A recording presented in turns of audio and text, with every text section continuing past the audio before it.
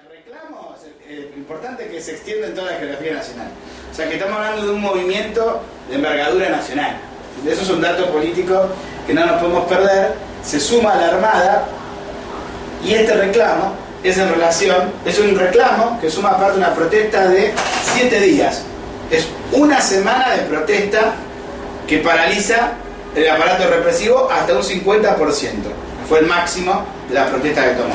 En un primer momento tuvo la modalidad de que quienes estaban en un periodo de receso, que tenían descanso, todo lo demás, participaban de la protesta, mientras que quienes estaban en servicio seguían actuando normalmente.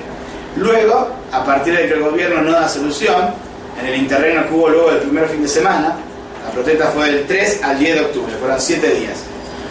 Luego del primer fin de semana, hubo un lunes en el cual el gobierno iba a dar respuesta, un martes porque el lunes fue feriado. Un martes donde el gobierno iba a dar una respuesta, frente a que no lo hizo, resolvieron marchar a la Plaza de Mayo, luego de desistir en una primera ocasión, y se organizaron en un 50% dejando el servicio. Pero bueno, entonces la protesta fue una envergadura fenomenal y por lo tanto es un evento político relevante. Un evento político relevante que tiene que promover el debate entre los luchadores y es de nuestro mayor interés. En segundo lugar, la naturaleza del reclamo surge a partir de la lucha contra un decreto, el decreto 1307, pareciera elaborado por el hermano de la ministra Garre, Raúl Garre, en el cual se decretaba la supresión de adicionales y que dejaba sin efecto las compensaciones. ¿Qué son los adicionales y las compensaciones? Bueno, es cómo se compone luego del básico la escala salarial. Acá la denuncia que se hacía era que había un 30% de blanqueo del sueldo y un 70% seguía siendo no remunerativo, o sea que seguía estando en negro. Lo cual ya de por sí tiene un primer dato que a nosotros nos tiene que interesar y mucho, que es el hecho de que el propio aparato represivo del Estado, que asiste a la AFIP cuando están haciendo las inspecciones en los lugares de trabajo para verificar que no haya trabajo en negro, cobran en negro. ¿Lo digo de vuelta? Los propios oficiales uniformados que van a fiscalizar que no haya trabajo en negro, cobran en negro. Y este es un régimen que viene de la época del menemismo, en el cual, como parte de la precarización a todos los empleados estatales, también cae en la volteada el aparato represivo. De hecho, si ustedes lo miran, el reclamo incluso puso de manifiesto contradicciones galopantes. Veíamos en el cuadro salarial,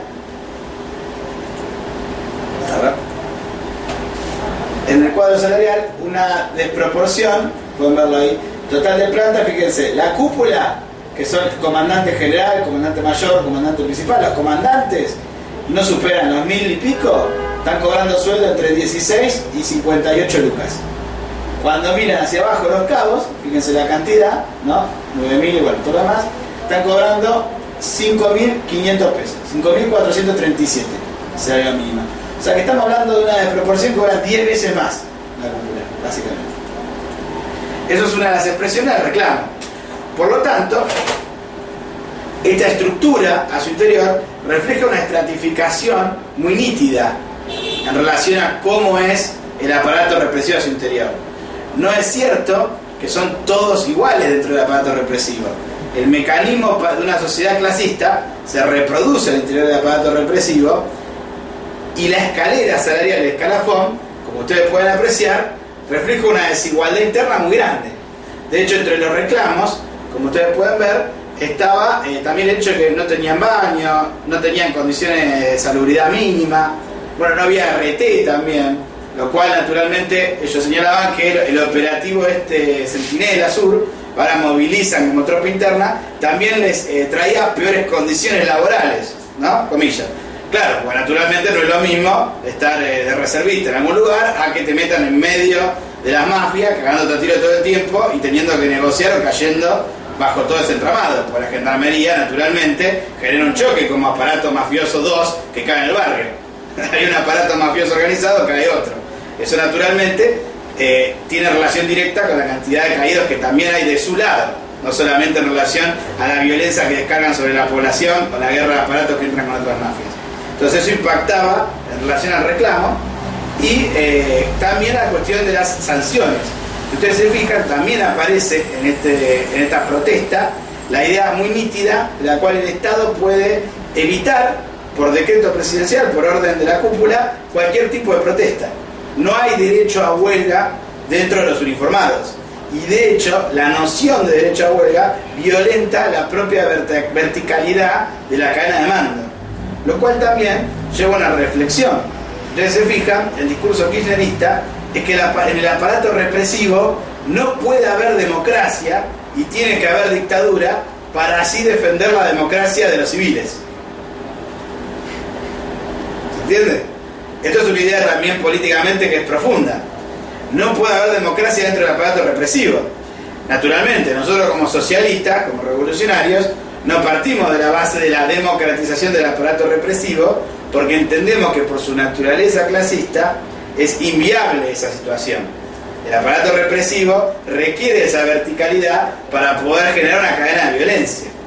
Ahora, el hecho de que sea inviable la democratización no hace más que poner de relieve el hecho de la inviabilidad del aparato represivo mismo.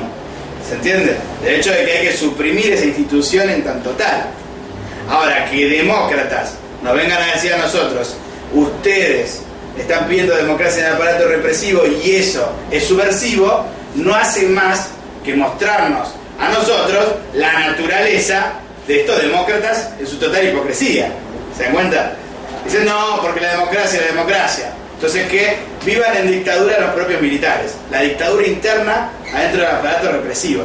Y eso fue lo que firmó toda la oposición patronal, incluido el oficialismo. En el Congreso, cuando salen a firmar una declaración política en la cual dicen, acá puede haber reclamos justos o no, pero lo que no se puede hacer es violentar el esquema institucional. Lo que no se puede hacer es poner en riesgo las instituciones. Entonces, muchachos, quéjense lo que quieran, pero cuando baja la orden del gobierno en que tienen que parar, paran. Y esto es muy interesante porque incluso la CTA Yasky sale a plantear a partir de esto que es así como le pasa a cualquier trabajador. A partir de que los partidos patronales dicen los reclamos tienen un límite, que es el orden institucional, Yasky dice, claro, como nos pasa a los trabajadores. Nosotros no podemos pelear por salarios si el gobierno nos dice vayas a casa. Nosotros no podemos estar en huelga indefinidamente porque la educación es un servicio esencial. Entonces la burocracia sindical es solidaria con la concepción militarista de los partidos patronales en oposición al derecho irrestricto a ejercer la huelga. ¿Se entiende? De igual manera, te dicen los partidos patronales que no queremos que los docentes estén de huelga indefinidamente, de igual manera que no queremos que los del subte estén de huelga indefinidamente, de igual manera que no queremos que ningún trabajador pueda ir indefinidamente por sus reclamos, tampoco queremos que los represores. Sumémosle el adicional de que un represor tiene armas en la mano. Entonces, con más razón, menos derecho a huelga para eso. Entonces están asentados los partidos patronales sobre un aparato político y militar armado para garantizar el no dar satisfacción a esos reclamos. Y lo más interesante de esto es que lo dicen a menos de que sea justo no reclamo. No me importa en realidad si tenés razón o no. Acá lo que no se puede cuestionar es que el Estado manda. Entonces fíjense cómo la burocracia sindical, su política frente al reclamo, ha sido el de legitimar la capacidad del Estado para poner límite a los reclamos. En lugar de cuestionarse por qué no da satisfacción el Estado a un reclamo que considera justo. ¿Se dan cuenta? Porque eso es lo lógico. Ningún trabajador quiere vivir de huelga. Los represores mismos, cuando le hablaba, te lo decía. ¿Vos te pensás que yo quiero ser piquetero? ¿Vos te pensás que me pone contento esto? Yo no quiero ser piquetero, esto es una porquería. Yo quiero ejercer, brindar servicio porque es mi vocación, yo quiero esto. Léase, yo quiero reprimir, yo quiero, porque es mi vocación. No me gusta ser piquetero, bueno, tengo que serlo porque no me dan satisfacción al reclamo. Entonces fíjense, esta discusión política, cómo el Estado quiere garantizar su capacidad de mando. Y dice, si yo quiero regimentar a los trabajadores, tengo que ser 2 veces más duro con los represores que después tienen que ir a marcarle la cancha a los trabajadores. Mucho menos puedo tolerar que el que tiene el látigo y le pega a los esclavos se pueda sublevar contra mí. ¿Se dan cuenta? reprimen a los represores a cuenta de hostigar, limitar, intimidar a los trabajadores. Bueno, a su vez también el reclamo es muy interesante porque tiene dos movimientos. En un primer lugar está en la lucha, como decía recién, contra el decreto 1307, que es esta cuestión de los blanqueos. La escala salarial básicamente tiene... me llegó.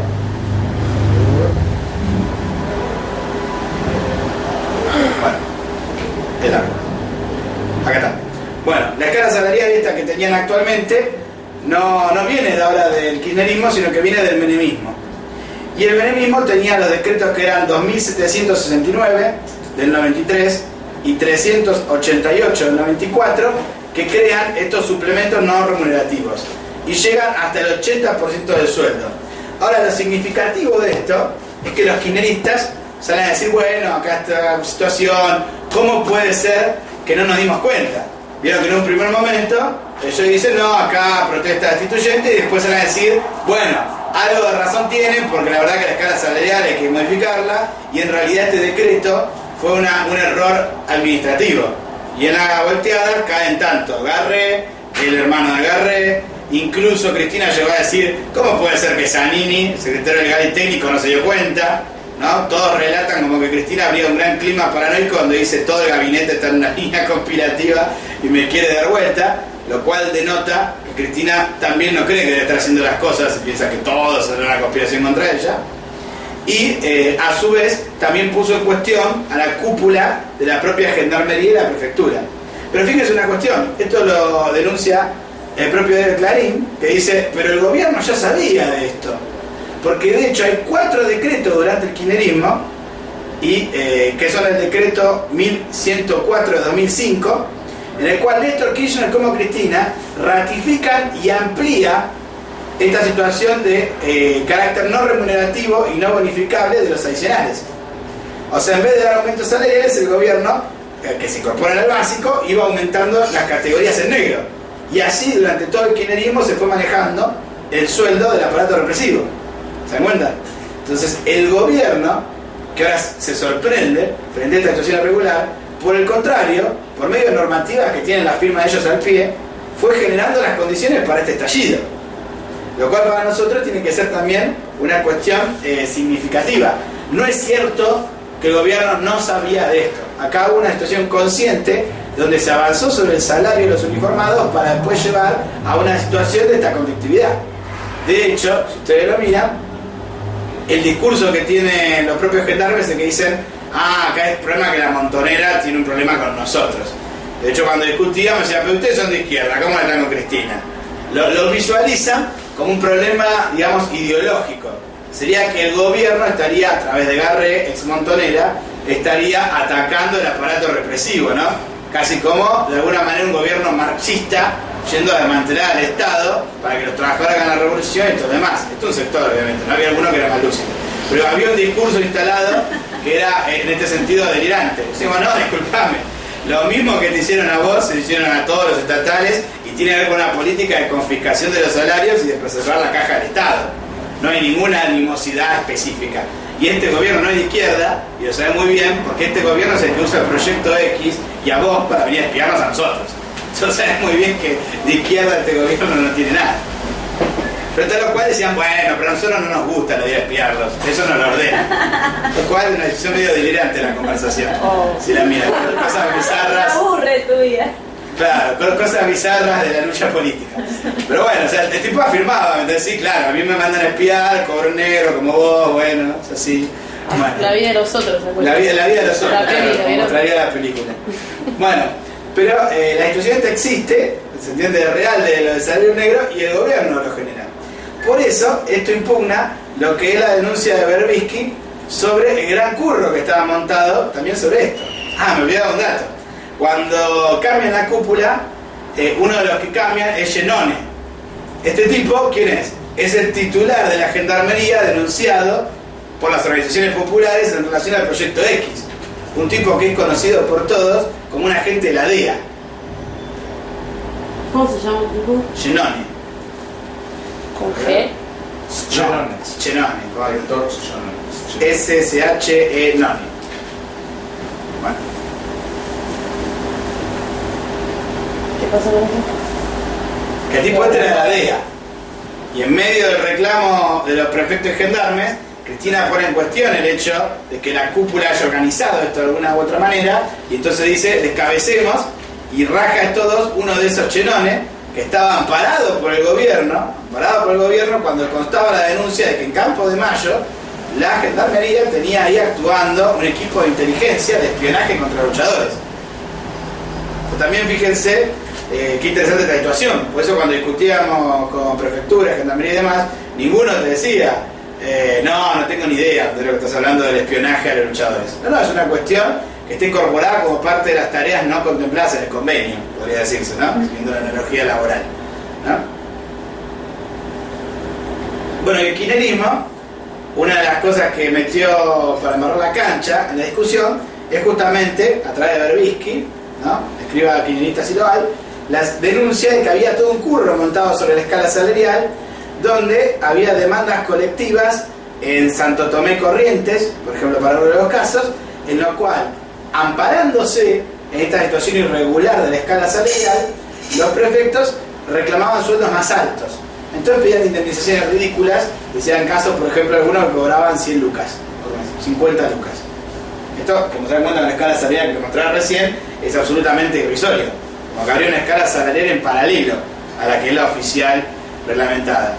Esto, tiro los datos para que tengamos presente en la discusión, se dio en 3 lugares, era la denuncia. Era Santa Tomé, Colorado y Sáenz Peña. Sáenz Peña Chaco y Colorado, bueno, se lo digo ahora en un ratito. Pero el reclamo de estos 3 lugares, y después había un caso de un prefecto en Santa Cruz. Nombro los 4 casos para que vean de forma ilustrativa lo que sería la denuncia. Por un lado en Corrientes está la jueza provincial Graciela Beatriz Duarte, que es acusada por el fiscal general de justicia de Corrientes, César Sotelo, de que tenía un mecanismo armado de demandas colectivas que incluía entre 30 y 70 sectores cada uno, y tenían domicilio en distintas partes del país. Eran 7.000 las demandas, y donde las dependencias estatales les llegaba la demanda, se tenía que darle tanta plata, y la propia jueza mantenía cajoneada las órdenes para hacer la evaluación de si correspondía o no el pago. Por lo tanto, el Estado liquidaba sueldos irregulares sin tener posibilidad de rechazar o no si la suma correspondía. ¿Se entiende lo que estoy diciendo? En función de esto, se abre la denuncia sobre una serie de abogados que serían una cúpula organizada en relación al aparato judicial de la propia gendarmería. En el caso que mencionaba recién, se denuncia el matrimonio Serial y Milán, que según el fiscal Sotelo obtenían ganancias por 20 millones de dólares en complicidad con la jueza. O sea, hay mucha guita corriendo en estos casos. Después está el de Biasi Echeverría, juez pionero en el circuito de amparo, incompetencia y al cajón. ¿Entienden lo que va a decir? Amparo, incompetencia y al cajón. Él dice, amparo, lo recibo, doy al lugar. Incompetencia, yo no tengo nada más que esto, y al cajón. No lo mando a la otra instancia estatal que certifica si está bien o no pagarle el sueldo, sino que queda guardado en mi despacho. Entonces la oficina que regula no se entera nunca, y la situación de cobrar sumas ridículas que no se corresponden con tu salario se perpetúa.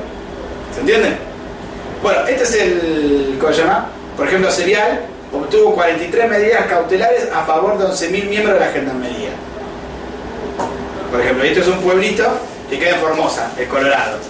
O sea que vos eras de cualquier parte del país, presentabas en Formosa, y este pueblito, en un pueblo del Colorado, 11.000 miembros tenían ahí el amparo a favor.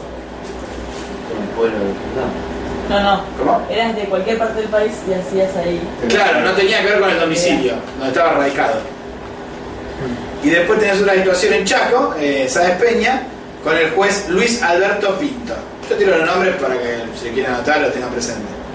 Que bueno, dice que hay 7.000 medidas cautelares. Entonces los 3 casos son los que de alguna manera dan la situación esta.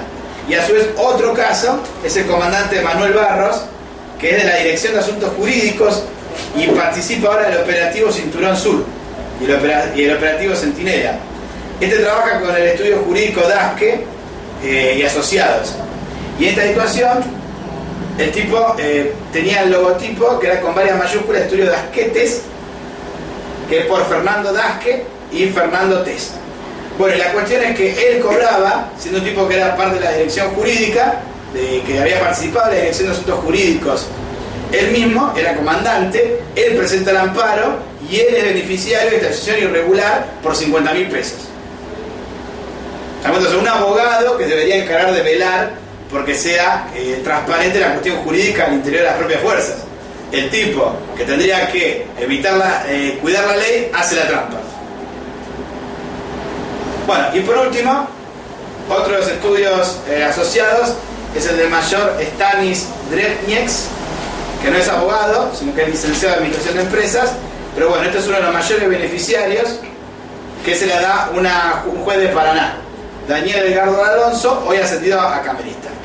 Bueno, como se dan cuenta, entonces, bueno, el caso de Santa Cruz es el último, que es la Unidad de Coordinación de Política de Transparencia del Ministerio de Seguridad.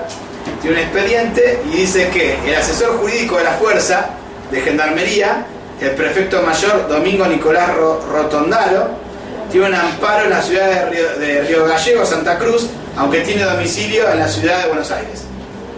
El tipo tiene domicilio en Buenos Aires. Por alguna razón aparece la causa de Santa Cruz. Y a partir de eso, el tipo tiene la medida del tribunal, la asesoría jurídica de la prefectura instruyó a la delegada del cuerpo de abogados del Estado de la provincia que no apelara la decisión a favor de su titular. ¿Entienden? O sea, el organismo que tendría que decir, la apelo, le dicen no la apeles porque era el titular el que estaba siendo beneficiario del fallo judicial. Es una situación irregular, un curro a cuatro manos por todos lados. Y el tipo de esta parte, gracioso, Rotondaro es coautor de un libro que se llama Medidas Cautelares y Bloqueo Registral. O sea que el chabón laburaba teóricamente, también mostrando cómo se podía hacer estos curros. Es un teórico del curro, para hacerla corta. O sea que estos cuatro casos que relata Berbisky, en realidad tienen que llamar la atención políticamente, porque estamos diciendo que un operador político como Berbisky y el oficialismo tiene toda la red armada, tiene plena visibilidad de esto, constituye ese mismo gobierno por sucesivos decretos de la escala salarial en negro, que se usaba como fundamento para esta situación. Están los jueces, que no los tocaban, y hay una red armada que funciona a la luz del día. Y esto era la mitad de la gendarmería más o menos, y la prefectura que se beneficiaba. O sea, la parte que está para arriba del escalafón. ¿Se entienden? Esos son los que estaban cobrando las sumas más cuantiosas. Entonces el gobierno, en vez de solucionar esta situación y acabar con el trabajo en negro, que es como debería suceder en todas las dependencias estatales, ningún empleado estatal, sea la función que sea, debería cobrar en negro. Ningún empleado en general debería cobrar en negro. Es un delito, está tipificado, ataca las condiciones de la jubilación, ataca las condiciones laborales, es una humillación para el trabajador. Esta situación el gobierno la mantenía. Entonces la denuncia que hace Berbisky para delegitimar el reclamo de las propiedades de las fuerzas, en realidad muestra el régimen kirchnerista al interior del Estado. Entonces ahí es donde está lo interesante, que nosotros tenemos que captar. Uno de los debates que aparecían en medio de esta discusión era que decían, un trabajador no es un represor. Macanudo. ¿Quién tiene una confusión sobre ese asunto? Es como decir, un gerente no es trabajador. Claro, porque son personal asalariado que cumplen parte de una función estatal específica. Entonces denominarlo trabajador tiende a la confusión, ¿se entiende? Son cosas distintas, como cuál es su relación material con el capital y el Estado. Por más que sean asalariados, no son todos igual asalariados, ¿se entiende? Cualquiera en trabajo lo sabe. No es lo mismo un capataz que el gerente. No es lo mismo un trabajador aeronáutico que Recalde, que está ahí en la cámpora cobrando sumas millonarias, despidiendo y persiguiendo trabajadores. No hay que ser muy lúcido para darse cuenta de eso. Ahora, si lo que está planteado acá es un reclamo en contra del trabajo en negro, si lo que está planteado acá es un reclamo a favor de un salario mínimo de 7 lucas, un salario igual a la canasta familiar, lo que está planteado es un reclamo de la parte subalterna, de la parte más precarizada del aparato represivo, o sea, de represores precarizados, que pueden servir para nosotros como un aliciente para luchar por los reclamos de los trabajadores. Y sobre todo, lo más interesante, es un reclamo de los represores subalternos que desnuda la naturaleza política del régimen kirchnerista y la continuidad con la precarización laboral menemista. O sea que puede ser esclarecedor para la masa de trabajadoras sobre la naturaleza del gobierno y cuáles son las condiciones que aplica no solo hacia el aparato represivo, sino al conjunto de trabajadores estatales. De hecho, esto lo dijo Amal Medina con mayor claridad marxista que muchos izquierdistas desorientados. Dijo: yo no le voy a dar 7 lucas de mínimo a un uniformado porque si no me lo van a pedir todos. Y no puede haber ningún empleado estatal que cobre 7 lucas. ¿Se entiende? Es una declaración de guerra contra la clase obrera. Le pega al represor, como dijimos antes con el derecho a huelga, con un tiro por elevación hacia el trabajador. Dice: nadie va a cobrar, ningún empleado estatal va a cobrar 7 lucas. ¿Entienden? Ni el empleado de alta educación que está ocupando la dirección general en defensa de sus reclamos salariales, como tampoco el represor que lo va a sacar de la ocupación. Ninguno de los dos va a cobrar 7 lucas. ¿Y eso qué? ¿Defensa del pueblo? ¿Lucha popular? No, eso es unificar los reclamos para aplastarlos. El gobierno mete el reclamo para impugnarlo. Y también el desafío del kirchnerista, que piensa: qué bien que el gobierno no le paga 7 lucas al represor. ¿Y por qué no le paga 7 lucas al trabajador? No, el gobierno dice: no se lo voy a dar a nadie. Entonces usa el represor para atacar al trabajador. Y esa tiene que ser una cuestión que nosotros tenemos que esclarecer sobre ese punto al empleado estatal. ¿Se entiende? De igual manera, el reclamo de estos represores, si fuese a 7 lucas, naturalmente se plantearía una escalada de pelea entre los estatales. Vean, ¿cómo puede ser que el represor sí cobra 7 lucas y el estatal no?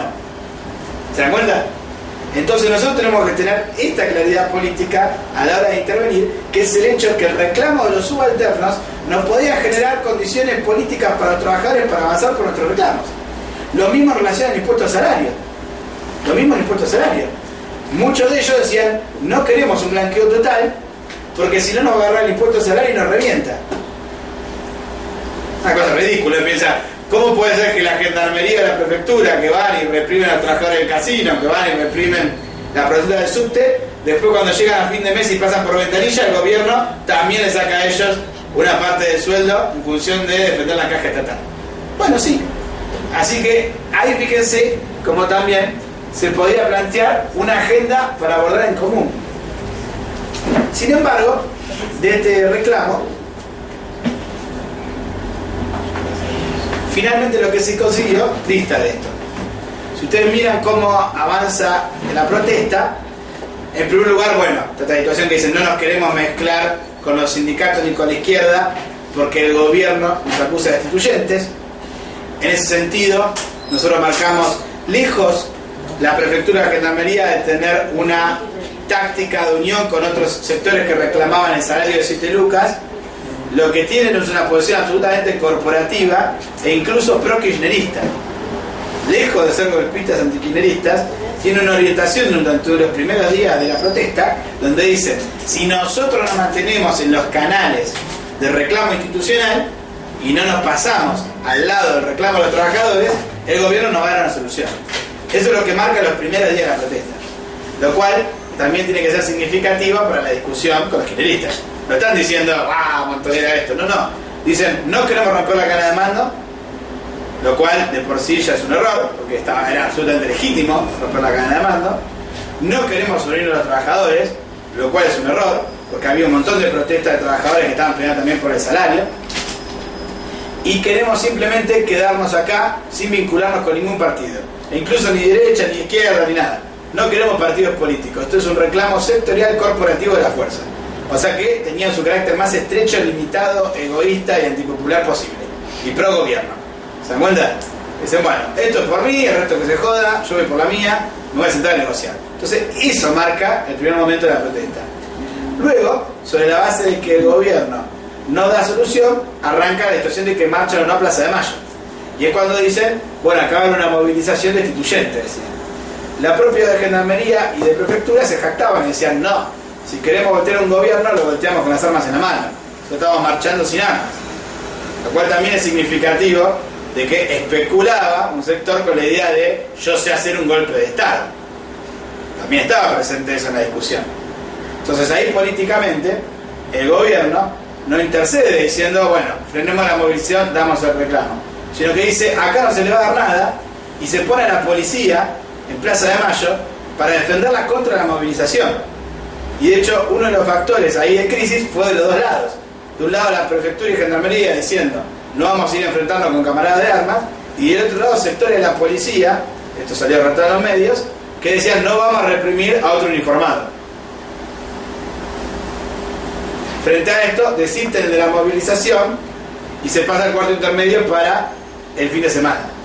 También está a su vez la marcha del 10, en la cual en la marcha del 10, miércoles 10, que es sobre el final de la protesta, donde la movilización a Plaza de Mayo de los Trabajadores tiene también entre sus reclamos, por parte de la CCC, que hace uso de la palabra en el palco, la solidaridad con el reclamo de Gendarmería y Prefectura.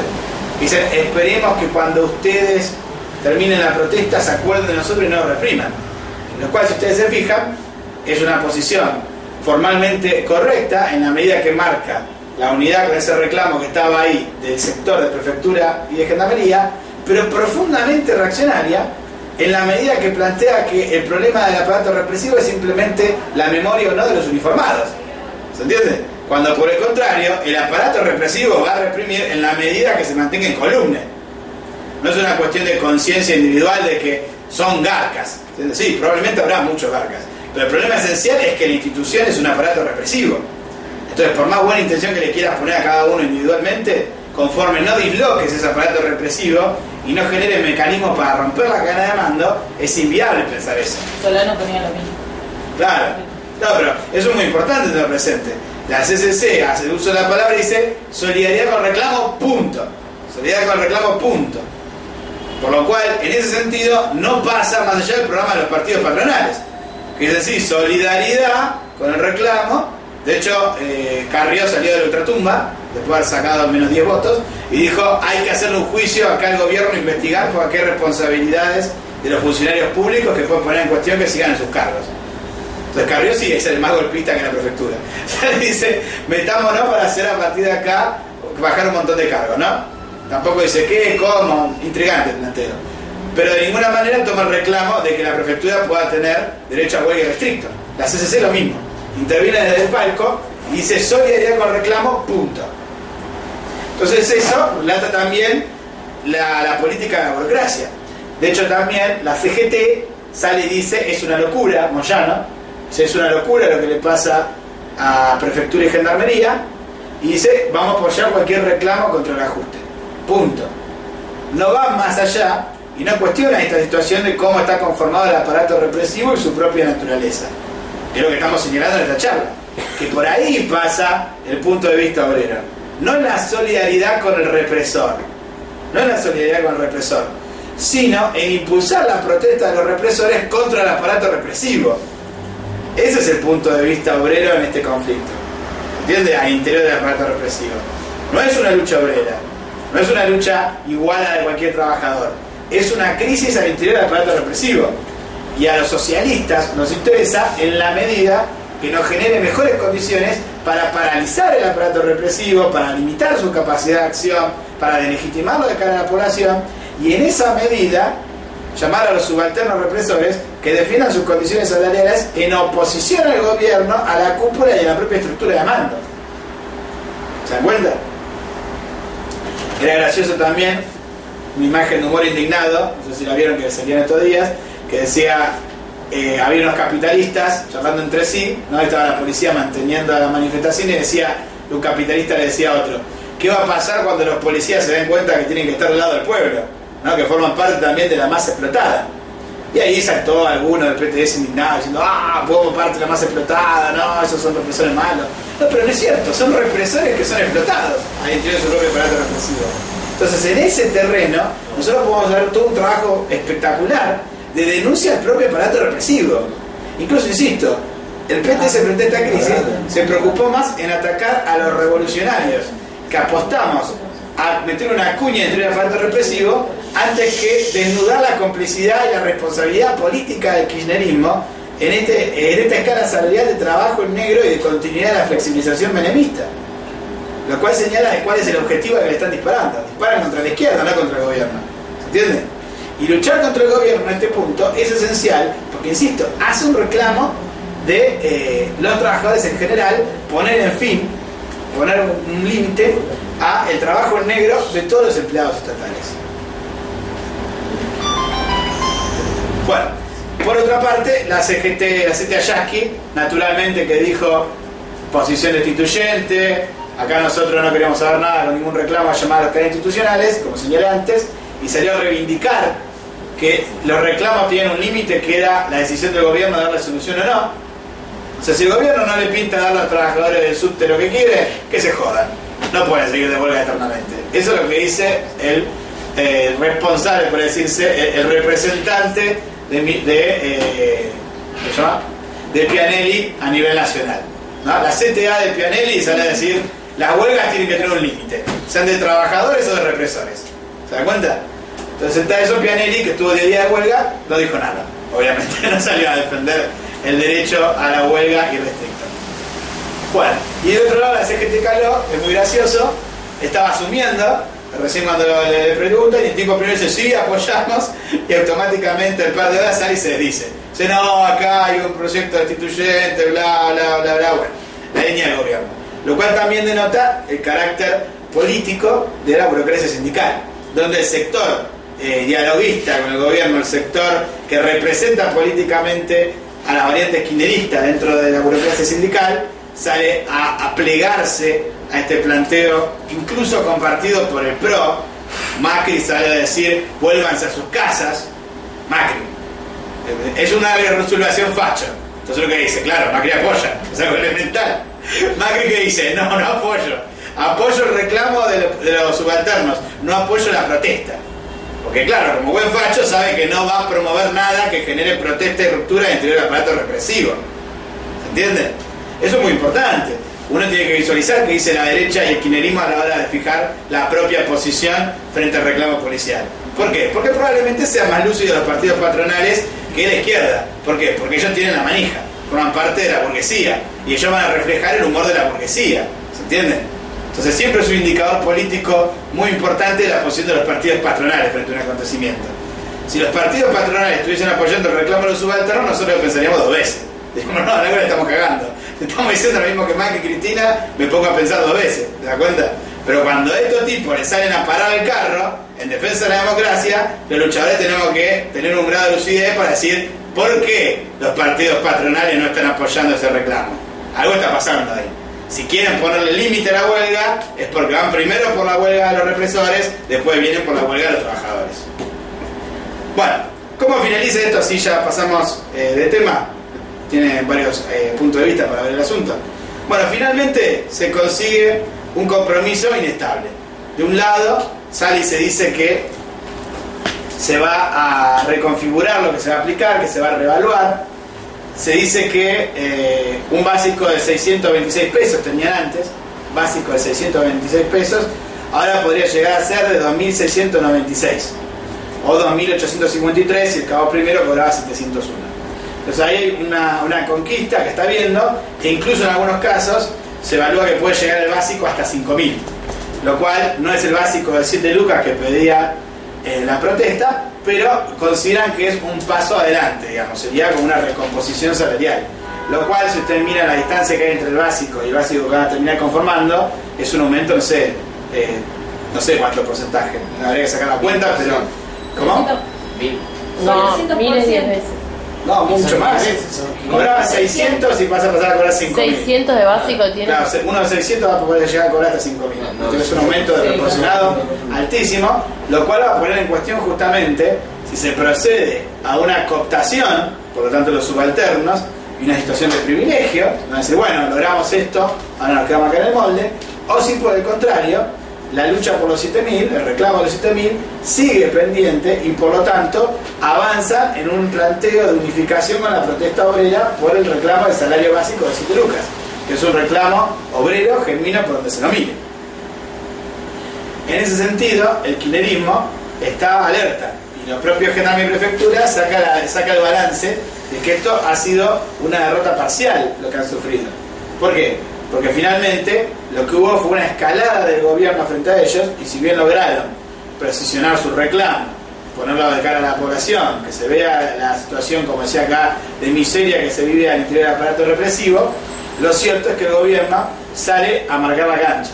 De un lado, lo renuncia el hermano de Garré, que es Raúl Garré, lo cual es un punto en oposición a esta política que veníamos señalando.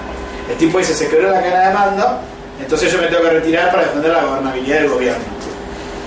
Cual ya es un dato que te pone de relieve que el gobierno no es cierto que salga acá indemne, sino que dice, bueno, aflojamos porque ya se está poniendo en cuestión cómo sigo gobernando en este país.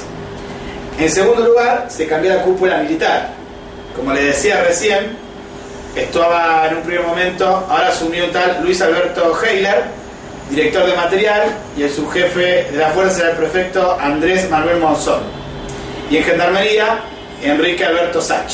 Y el subjefe de la fuerza, el general Carlos José Pereira. Bueno, estos tipos son nuevos. Son nuevos, y una cosa importante, que son tipos que entran condicionados, porque entran a la negociación no como parte de una respuesta, sino como parte de la imparcialidad de los mandos. ¿Se entiende? Lo repito. No es que entran plebiscitados con una solución, o sea que los uniformados los visualizan como una renovación democrática de la cúpula, no es que la cúpula se relegitima a partir de ellos, sino que incluso en la ceremonia de asunción y demás, muchos no lo aplaudieron y mostraron una desconfianza diciendo, este es el tipo que mete Cristina para tener acá un mayor control y hacer pasar su política de ajuste. Lo cual de por sí marca también otro límite del gobierno. Sin embargo, una vez que estamos dicho esto, lo que se da es una política de persecución muy marcada sobre la movilización. Por un lado,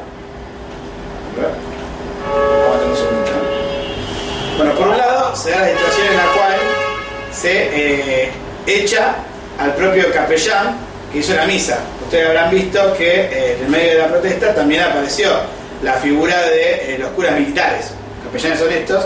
Este sujeto en cuestión se llama Jerónimo Fernández Rizo, y lo echan por haber dado la misa en medio de la protesta. O sea que incluso se empieza a romper el mando religioso al interior de la fuerza. ¿Se dan cuenta? Eso es otro dato político. También la propia ruptura de la iglesia, producto de los movimientos populares, es un síntoma de la disgregación del aparato represivo en el terreno ideológico. ¿Entienden? Nosotros somos naturalmente ateos, como socialistas que somos, pero por eso no dejamos de reconocer que el hecho de que parte de la estructura de la iglesia rompa con el mando y se suma un reclamo popular, forma parte de la legitimación, de la abrumadora presión que genera el reclamo popular, y por lo tanto es una victoria nuestra contra el aparato de la iglesia. Que un cura apoye un reclamo obrero es una victoria nuestra contra el aparato de la iglesia. Entonces, en esa medida que haya ido este capellán a dar el apoyo, tiene que ser para nosotros un síntoma de cómo dentro de la propia estructura religiosa del propio aparato represivo la crisis había avanzado. Este tipo se lo expulsó. A su vez, el gobierno, luego del 10, el viernes, largó una orden que se llama planes de llamada, que son básicamente una apurada que se le hace a cada uno de los uniformados. Es un régimen de excepción en el cual ellos no pueden no estar presentes en su lugar de trabajo. Entonces el gobierno apretó y los mandó a laburar en una situación donde le dijeron tienen que estar la gente encerrada en los puestos de trabajo. Claro, es como un acuartelamiento ordenado por el gobierno, en pocas palabras, en lo cual denunciaban por internet y demás que no podían ver ni a la familia, no tenían a los conocidos. Es una situación de amedrentamiento donde incluso los tienen sin agua, sin baños químicos y sin luz, y reciben amenazas constantes de que los van a hacer... ¿Cómo? Se acató, claro. Por eso marco los límites del proceso. A partir del 10 se levanta porque renuncia Raúl Garré. Entonces dicen, bueno, nosotros le metimos un cross al gobierno, digamos, de alguna manera bajamos a Raúl Garré, que es el autor de esto. Es como lo toman a cuenta de que el gobierno quiere distanciarte de esa política, digamos. Entonces eso, lo condicionamos en este sentido, y a partir de ahí este tipo, Massa sale a decir que entonces ellos tienen la expectativa de que en el sueldo del mes que viene van a conseguir lo que estaban planteando, este aumento significativo, y que sobre la base de tener el recibo de sueldo en la mesa van a evaluar si siguen la protesta o no. ¿Se entiende? Entonces una situación donde ellos dicen, bueno, nuevamente le damos un nuevo cheque en blanco al gobierno porque nos entregó la cabeza de Raúl Garré, ¿no? el hermano de la ministra, y a partir de eso se plantea un interregno donde el gobierno sale y aprieta.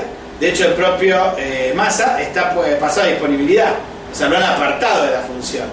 y esto pasa entre 20 y 40 personas en esta situación, 20 40 agentes están con esta situación de ser sancionados, donde las causas no están esclarecidas todavía, sino que simplemente se ha dado esta situación y está planteado, por lo tanto, como nosotros incorporamos en nuestro pliego, exigir que no haya ningún tipo de amonestación, ni pase de movilidad, ni de ninguna manera, porque lo que se ha hecho es simplemente ejercer el derecho a la protesta, que nosotros consideramos que tiene que ser irrestricto y tiene que estar consagrado como un derecho de la tropa, a poder romper la cadena de mando. Y nosotros esto lo queremos plantear como parte del debate de la sindicalización. En este sentido, por eso ellos dicen, bueno, de alguna manera ganó el gobierno. No ganó la policía, no ganó la prefectura, no ganó la gendarmería, sino que por el contrario el gobierno le impuso los términos. Sin embargo, sigue planteada esta situación. ¿Quién dice eso? Los propios oficiales. Dicen, subalternos, perdón. Estaban diciendo justamente esto, cuando le entrevistan a los medios de comunicación, dicen, bueno, ¿ustedes cuál es el balance que sacan de la protesta? Bueno, nosotros de acá logramos limitar a la cúpula de alguna manera, el gobierno le soltó la mano a lo que era la cúpula de prefectura y gendarmería, le soltó la mano al hermano de Garré. A Garré en ese punto también salió muy golpeada en medio de todo esto. Bernie es el que avanza, lo cual ahí es la variante de relegitimación del aparato represivo. De hecho, cuando discutíamos lo de la 60 de la represión, Sergio Bernie, que es el mismo que salía a hacer declaraciones xenófobas, cuasi fascistas, en contra del voto de extranjeros, que había hecho a todos, etc. Fue con helicóptero él mismo, hasta el mismo punto donde estaba la prefectura y avanzó con ellos para desalojar a los trabajadores de la 60. Lo cual muestra la idea de que quiere tener la percepción de... es una ex cara pintada, dígase de paso. Quiere dar la percepción como de hombre fuerte que viene a restablecer la cadena de mando contra la montonera que desarticula el aparato represivo. Eso, ¿no? Como, digamos, el imaginario. Pero entonces, ¿por qué decís que se legitima el aparato? Claro, porque de un lado dicen, echamos a estos que serían los más agresivos frente a nosotros, en esta percepción de que el gobierno le viene a poner un ataque a la fuerza represiva, y Bernie avanza, que sería la variante cara pintada, lo cual suma la mitología de que un cara pintada comanda esto de alguna u otra manera. Por el contrario, igual el propio Berbisky, cuando uno lee las declaraciones que dicen de cómo eran las conversaciones y demás, Bernie varias veces trató de levantar la protesta y no pudo. Por lo tanto, no es cierto que es una protesta comandada por Bernie, como cierto sector kirchnerista quiere mostrar. Sí, aparte una cosa, Garré, cuando ahora aclaró cómo fueron los términos de la renuncia, fue un ventilador de mierda, porque salió a decir que él había hecho el decreto, pero que lo había hecho preparándolo hace un año, y que eso estaba verificado por el gobierno y especialmente por Abal Medina y por Lorenzino, o sea, con los mismos que son los... Lorenzino Economía. Claro, o sea, especialmente por lo mismo que salieron a decir en el discurso que no iban a poner los 7.000 pesos para nadie. O sea, que él mismo salió a explicar que esto no era algo de él, un flasheo de él, por decirlo mal y pronto, sino que era básicamente una decisión de Cristina y de todos los asesores de él, de ella. O sea, de ese modo clarificó básicamente que ante los prefectos y gendarmes que la responsabilidad es del conjunto del régimen político.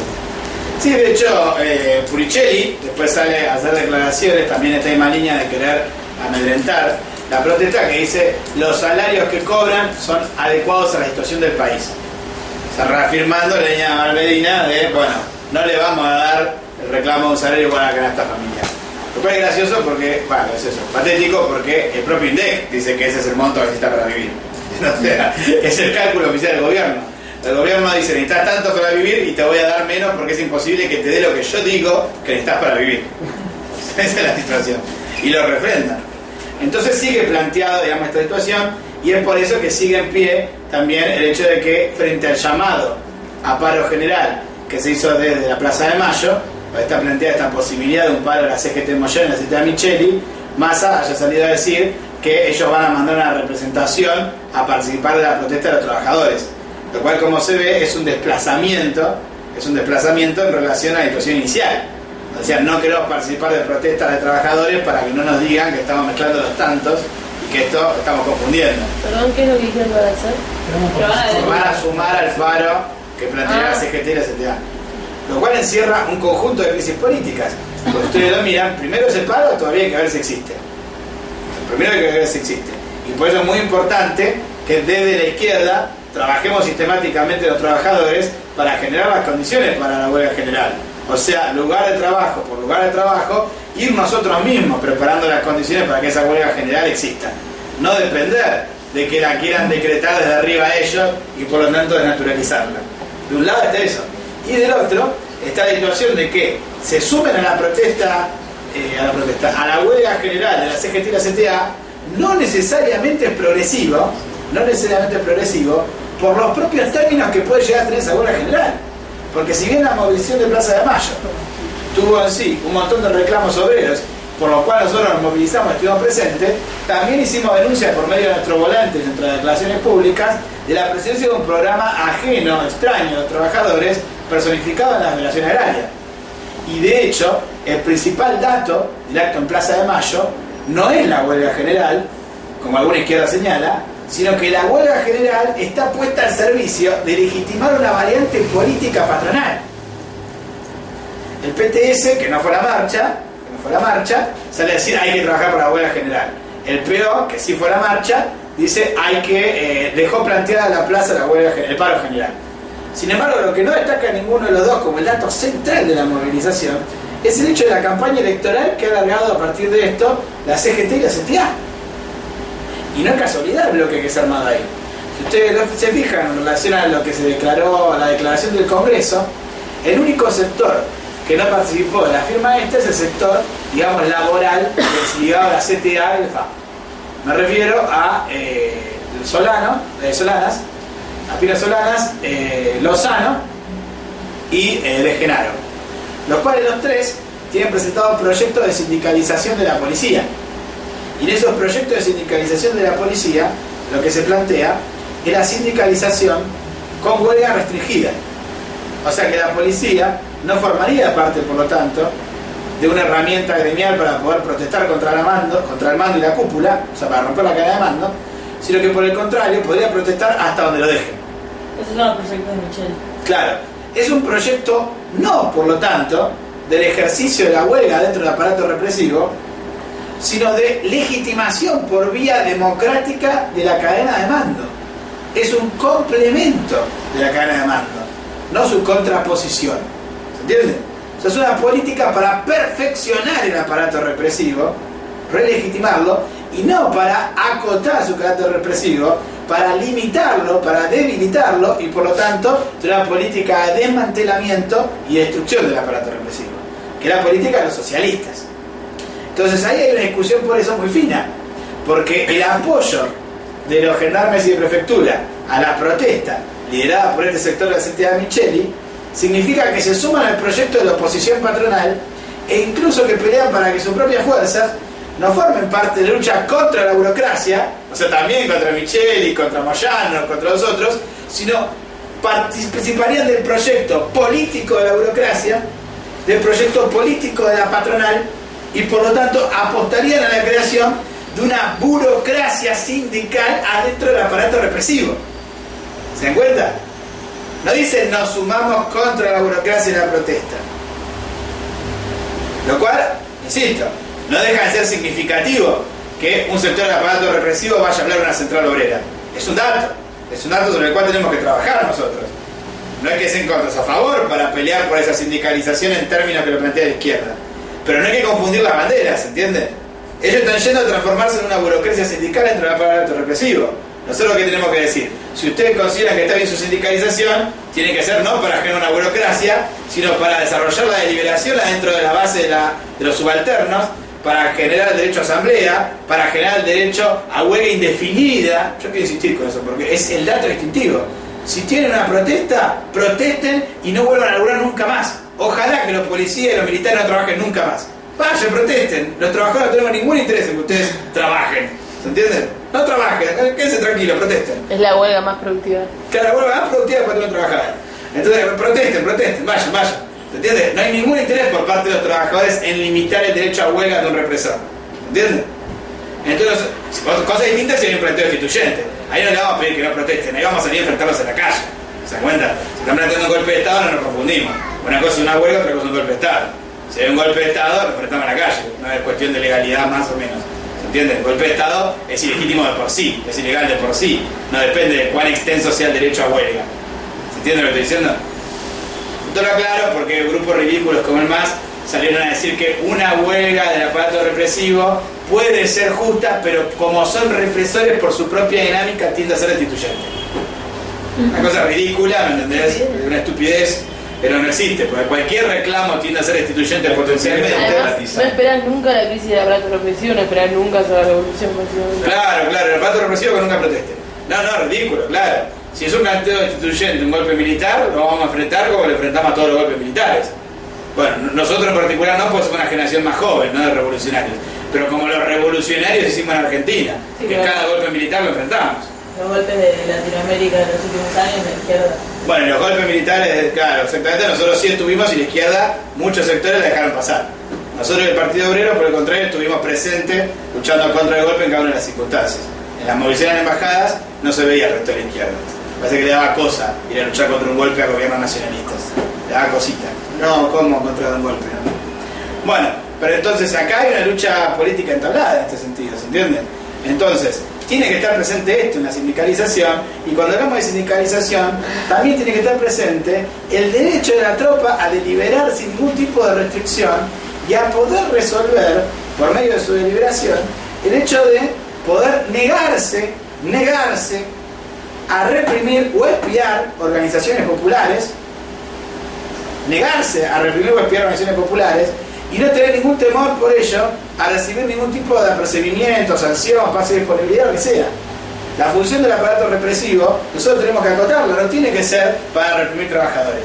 Y tiene que tener derecho la tropa a sublevarse contra eso sin ningún tipo de temor.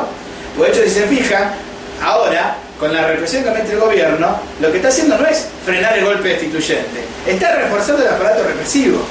Por eso es una obligación de cualquier corriente socialista denunciar las sanciones que está metiendo el gobierno, oponerse a las mismas y exigir públicamente que sean revocadas.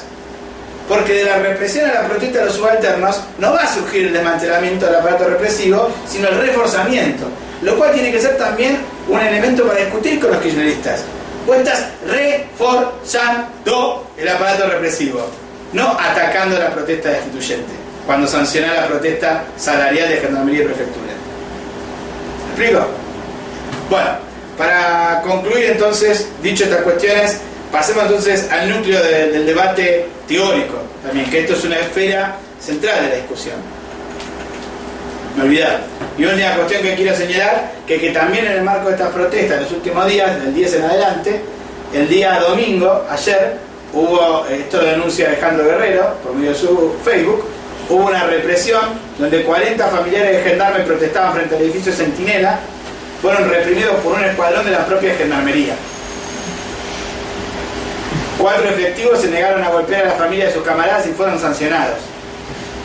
Un oficial sacó empujones a una mujer que tenía un niño en brazos. El verdugueo y la degradación humillantes alcanzaron puntos extremos en la crisis. La diferenciación jerárquica dentro de la fuerza, su verticalismo, el ordeno y mando son derivaciones de la diferenciación social indispensable para asegurar su eficacia represiva. Eso es lo que entra en contradicción en el actual estado de las cosas, señalan, de forma muy correcta, y nosotros suscribimos esta declaración. Entonces digo, fíjense también que los represores no solo reprimieron trabajadores durante la protesta, sino que reprimieron represores.